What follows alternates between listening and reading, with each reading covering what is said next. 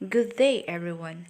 To this video, we will tackle about the chapter 6. It is entitled Noli Me Tangere, written by Dr. Jose Protasio Rizal, Mercado y Alonso, Riolanda, and presented by the Group 4, Daisy Me Amba, Carl Edison Bacog, and Maria Ladin Meloria. Introduction of the Noli Me Tangere. It is written in Spanish and published in 1887. Jose Rizal's Noli Me Tangere played a crucial role in the political history of the Philippines, drawing the experience, the conventions of the 19th century novel, and the ideals of European liberalism. Rizal offered a devastating critique of a society under the Spanish colonial rule.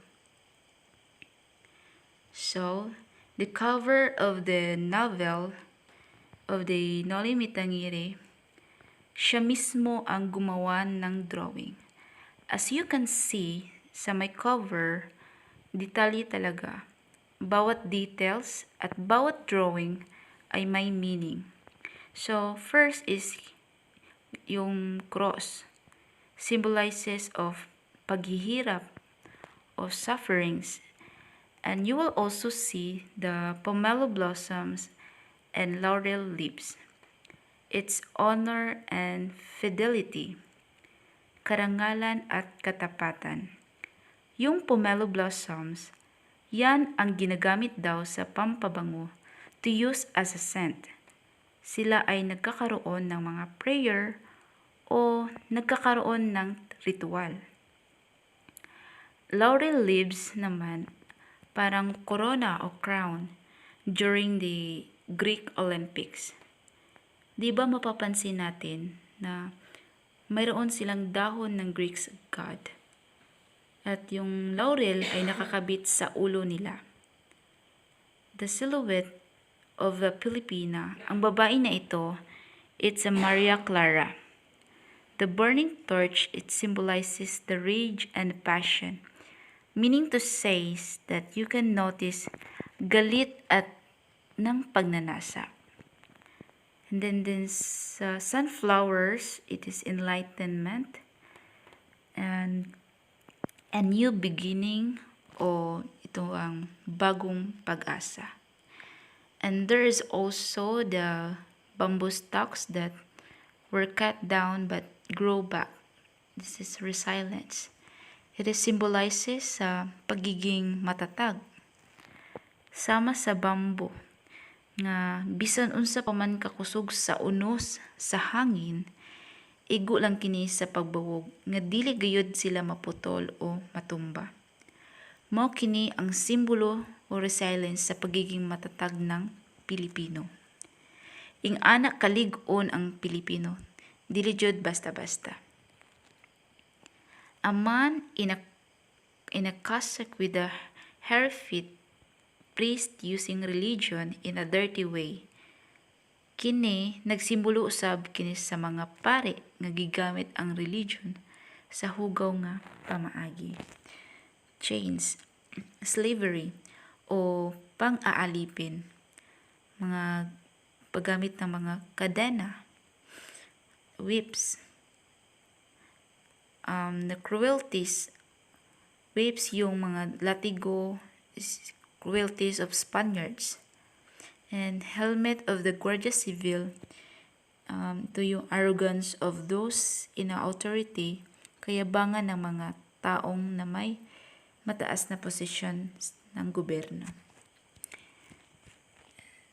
Ito yung lahat ang nasa cover, sa cover of the novel sa Noli Me Tangere.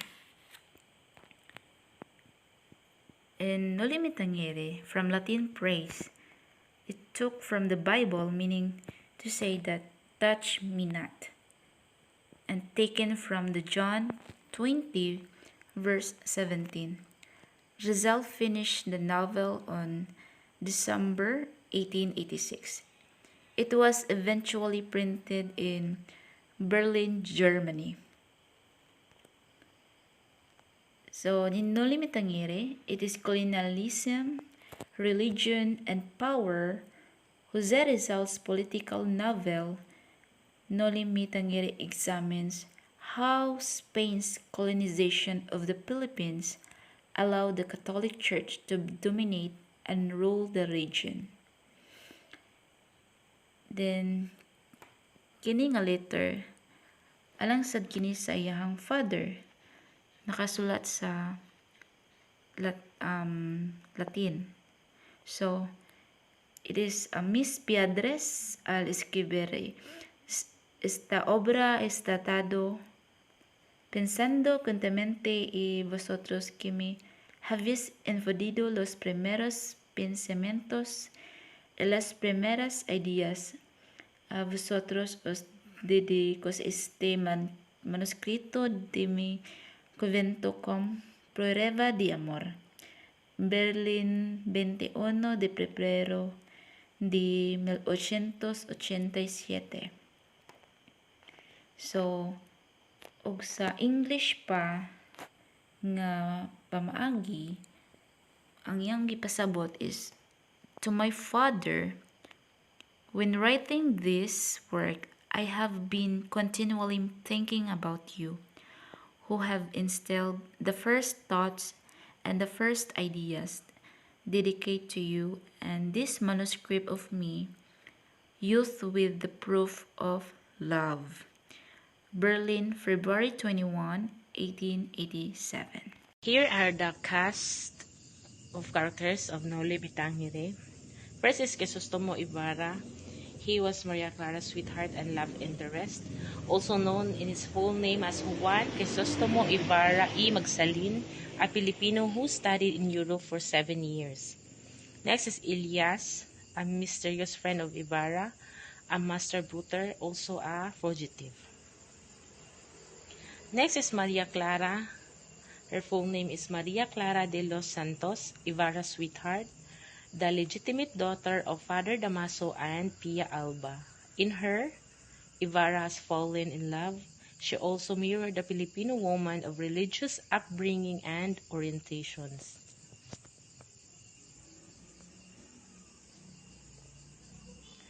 Next is Father Damaso, also known by his full name as Damaso Verdugalas, a friar and Maria Clara's biological father.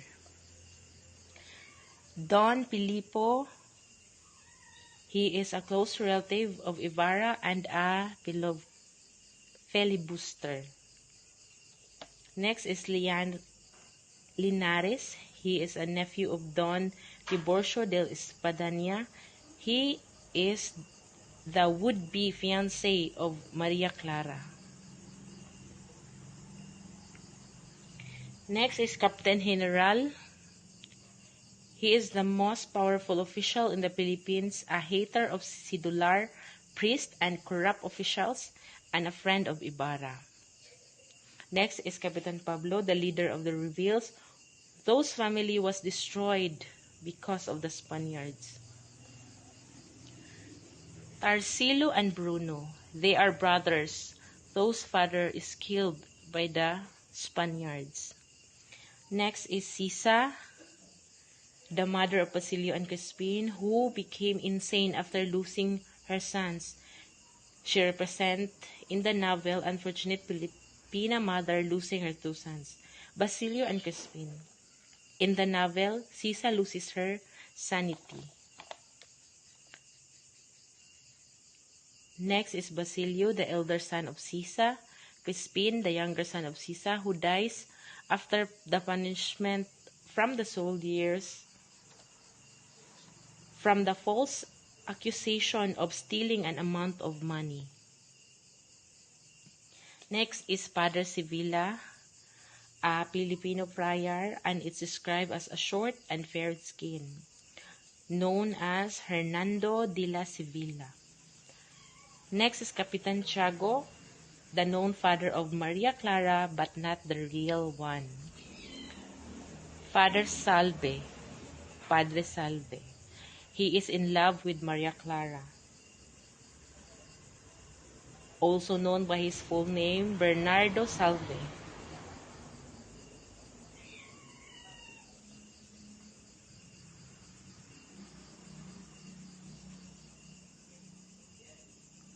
Next is Pilosopo Tasio, an older man whom Ibarra seeks advice from. Next is the Alferez. He is the chief of the Guardia Civil and a mortal enemy of the priest from the power in San Diego. Next is Don Tiburcio. He is a Spanish husband of Doña Victorina, who is limp and submissive to his wife.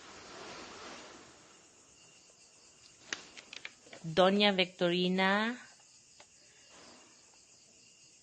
de los Reyes de Espadaña, a woman who possessed herself as a Peninsulares, wife of Don Tiburcio de Espadana, known in the novel as a trying hard rich woman who abhors anything that in a Filipino and clings for Spanish way of life.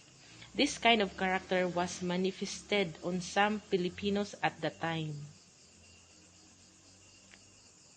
Next is Doña Consolacion. She is a wife of the Alferez. She is another woman who possesses herself as a peninsular and best remembered for her abusive treatment of Sisa. Next is Pedro. He is abusive husband of Sisa who loves cockfighting. Chapter 1: A Social Gathering. On the month of October, Capitan Tiago, whose full name is Don Santiago de los Santos, is organizing a luxurious fest. It will be held in his home, which is located in the town of San Diego, more specifically in Analog Street. So, moto si Don Santiago nag-held the party at his hometown. The guests arrived that evening, greeted by Tia Isabel, the cousin of Capitan Tiago, Padre Damaso, Padre Salve, Teniente Guevara, captain of the Civil Guard, and a foreigner with a red hair from another country are some of the important guests that come to the gathering. There is heated discussions amongst them regarding to the ethics of the Filipinos' culture, tobacco monopoly, and the Spaniard harsh insult against the Filipinos. It was also revealed that Padre Damaso has been serving as a priest of the San Diego for 20 years. Ang mitagbo o migreet sa mga bisita kay ang cousin ni Don Santiago nga si Tia Isabel na kasagaran sa mga important nga mga bisita ni Don Santiago kay sila Padre Damaso, Padre Salve, Teniente Guevara ug ang foreigner nga puwa ug buhok. One of their topics sa party is about the economic situation of the Philippines, including the tobacco monopoly, and nasigutan po nila ang pag-abuso sa mga Spaniards sa mga Pilipino. Nahibawan po nila nga si Padre Damaso kay 20 years na nag-serve nga as pare sa simbahan. Teniente Guevara and Padre Damaso gets into an argument, and Padre Salve has to calm his fellow priests. Some another prominent figures arrive such as Don Tiburcio and his wife, Doña Victorina. So upon their discussion is naglalis na sila Teniente Guevara ug si Padre Damaso. Unya ang mipakalma nila mao si Padre Salve. Tas miabot pud ang importante nga mga bisita nila nga silang Don Tiburcio ug iyang asawa nga si Doña Victorina. Chapter 2: Crisostomo Ibarra. Don Crisostomo Ibarra, who has come from 7 years of studying in Europe, arrives at the feast wearing clothes that obviously seems like they are for mourning, accompanied by the party planner, Capitan Tiago.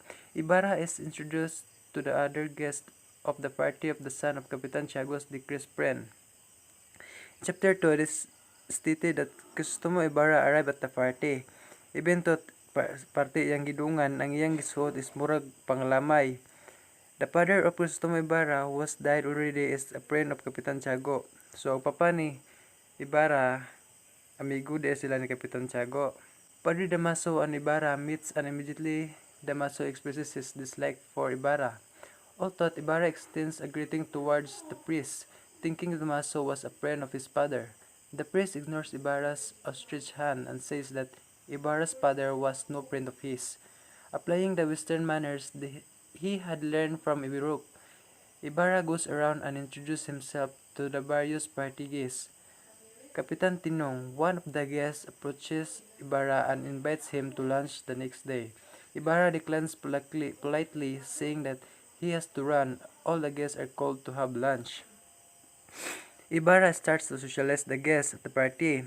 He met Padre Damaso also and greeted him politely, thinking that he was a friend of his deceased father. Makikshikhan unta si Ibarra ni Padre Damaso pero wala kini gidawat sa pare. Gignan po siya ni Padre Damaso nga dili siya friend sa papa ni Crisostomo Ibarra. Wala ra kini tagda ni Ibarra ug nagpadayon siya og pakigsocialize sa ubang bisita. Nahinagbuan po niya si Kapitan Tinong ug giimbita siya niini og paniudto sa sulod nga adlaw apan gibalibaran kini ni Ibarra sa mayong paagi. Chapter 2, Crisostomo Ibarra Analysis. Ibarra represents the educated youth who have brought new insights and knowledge from other countries. This knowledge that Ibarra has inspired by those who are in power because they don't want to be overthrown. One of the good traits of Rizal pointed out is introducing oneself when no one will introduce you. The character of Ibarra symbolizes sa mga Pilipino nga nakakuha o nakagain og more knowledge sa laing nasod. Ang ipasabot ni Rizal ni nga karakter ni Ibarra is how to be independent and how to be confident even no one will depend your name. Chapter 3, Dinner. Everyone heads to the lunch table to set themselves. Padre Damaso and Sibayla offer each other to the headset by the end of the table with fake kindness. After socializing, so nanglingkod na ang mga bisita. Si Padre Damaso ug si Padre Sibayla nagtudtod og kinsay molingkod sa headset. Pero ang treatment nga ilang gihatag sa usa kay Pike. Ibarra tells stories of his time spent abroad where he reveals that he has been to many countries and has learned a lot of other languages and cultures. Ibarra realizes the pest was prepared in his honor when he served the minchest part of the tinola, a well-known Filipino dish. This reads Padre Damaso even more, and the Padre starts to taunt Ibarra with his naughty and bitter comments. Ibarra simply remains calm. Ibarra stands up to leave. Kapitan Tiago halts him, informing the young man that the love of his life, Maria Clara, will be arriving soon. Ibarra, however, takes this leave but promises to come back the next day. Si Crisostomo Ibarra joins to the talking of the visitors and also share his experiences abroad, including the culture of the country. They learn many languages there. Si Padre Damaso kimisamot ang kasuko ni Ibarra diyang gihatag ang pinakakarni sa tinula dito kang Ibarra. Nagsugod na si Padre Damaso og pangistorya og negatibo kadtong ang Ibarra, but si Ibarra nagpabiling ipong silent ug wala niya kinitagda. Wala magdugay is milakaw na si Ibarra apan ipamis siya nga mobalik sa sunod nga adlaw. Ang chapter 3, the dinner nga analysis. Padre Damaso's insult to the Ibarras only show that Spaniards' approval in educating Filipino youths outside of the country has so that they can keep the Filipinos naive and they can stay in power. Sa Padre Damaso, hatred towards Ibarra symbolizes only that the hate him because he wanted Filipinos to remain naive or walay kaalam-alam para magpabiling under sa ilang mga kamot.